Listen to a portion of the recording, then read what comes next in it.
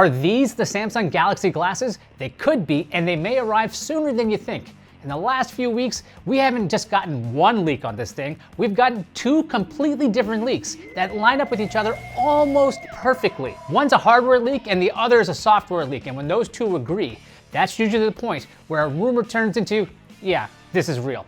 Let's start with the hardware. It looks like Sam Mobile got the closest look yet at the Galaxy glasses design, and they even published a 28-second video that looks like it was ripped straight off a Samsung product page.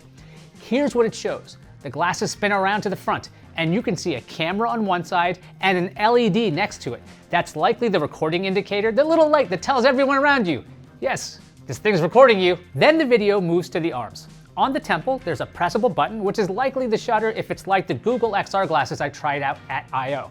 A press takes a photo. Hold it, and it's probably shooting video. The same arm has a touch-sensitive panel. The gesture demos show it recognizing a one-finger press and a two-finger swipe. So this device can be controlled without a screen, which is good because there doesn't seem to be one here. Keep that in mind, no screen, we'll come back to that soon. Separately, Sammy Guru got their hands on something completely different. The Galaxy Glasses Manager app. This basically confirms everything Sam Mobile showed us. Black glasses, camera on one side, indicator light on the other, thick arms, exactly like the leaked renders. Let's look at the app screens. There's one for pairing. There's a shot of the glasses sitting in their charging case. It also shows a sliding power switch. It's not a button, it's a slider, which means you're way less likely to turn these on by accident in your bag or by your face.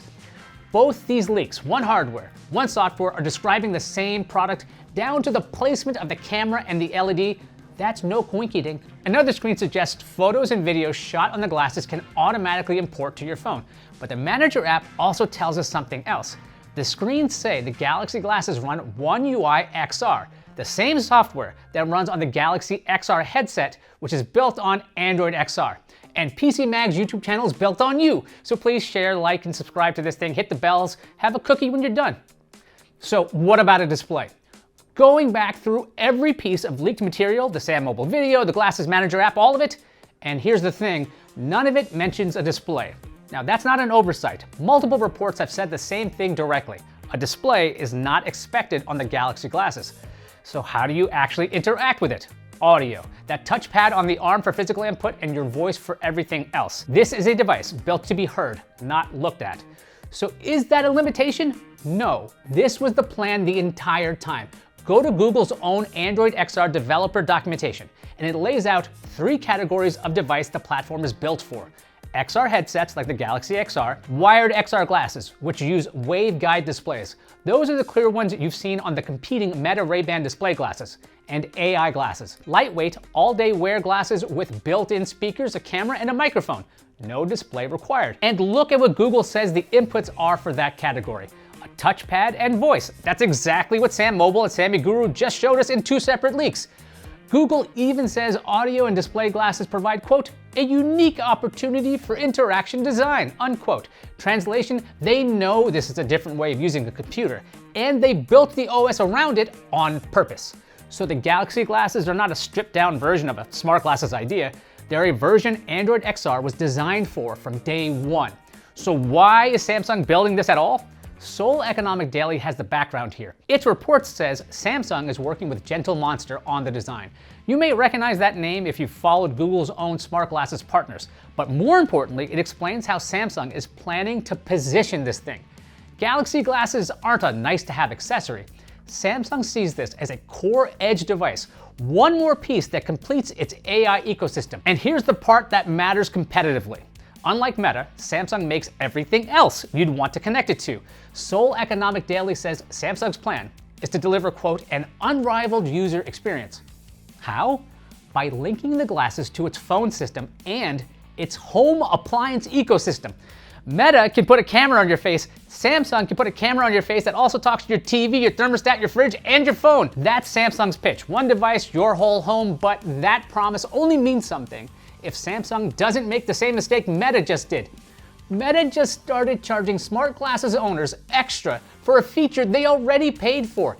It's a new subscription, Meta One Premium, which costs $19.99 a month. It caps a feature called Conversation Focus, which uses the glasses' microphones to amplify whoever's talking to you. Users on the free tier get 3 hours a month. Pay up and you get 15. People are understandably not thrilled about a hearing assist feature getting a usage meter. Now, we've been focusing on audio-only smart glasses, but Android XR is more than that. If you want the full Android XR experience in glasses, it's still on its way. The XREAL Aura is a pair of smart glasses running Android XR, but it's tethered to another device, a little control box. Inside a prototype, you'll find a Qualcomm Snapdragon XR2 Plus Gen 2 chip. I can hear you yelling at the screen. That's the same as the Galaxy XR. What? And you'd be right. It had the same processor as the Galaxy XR. In my experience, Galaxy XR is pretty snappy when doing pretty much anything. But the Aura will run on Qualcomm's Snapdragon Reality Elite. And as usual, Qualcomm says this thing is way better.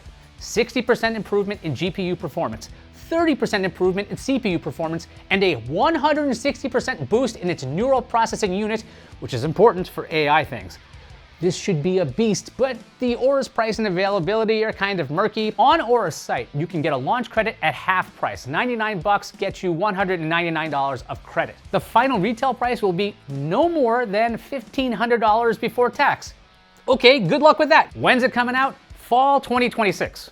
Well, we're gonna need more than that. Let's check the Farmer's Almanac. Kids, ask your grandparents what that is. It says the first day of fall is September 22nd, 2026, and it runs until December 21st, 2026. So maybe somewhere in that window.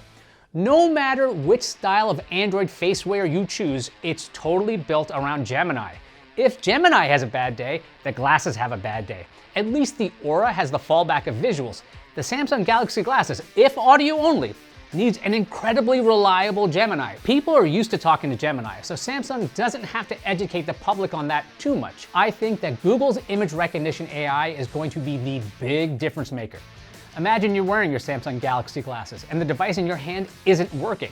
Instead of getting on your phone, you can just look at the device with your glasses on, which points the camera at what you're looking at. AI could do the rest and recognize your device. And since Samsung wants to integrate its glasses with its appliances, imagine just looking at your Samsung washing machine and setting the wash cycle with your voice. Or, if you don't know what those pictograms mean on your clothes, let AI figure it out. Gemini would act in the background, grabbing that voice data and getting it to your machine. You didn't need to go into any apps or grab your phone. Kinda sounds like the future. This would give Samsung an advantage no other major competitor could touch. Apple, Google, and Meta are probably not introducing their own dishwashers or robot vacuums. The only holdup is it has to work consistently. Speaking of consistent work, I better get back to writing a new script. I'm Ayaz Akhtar, and I'll see you inside the green bubble.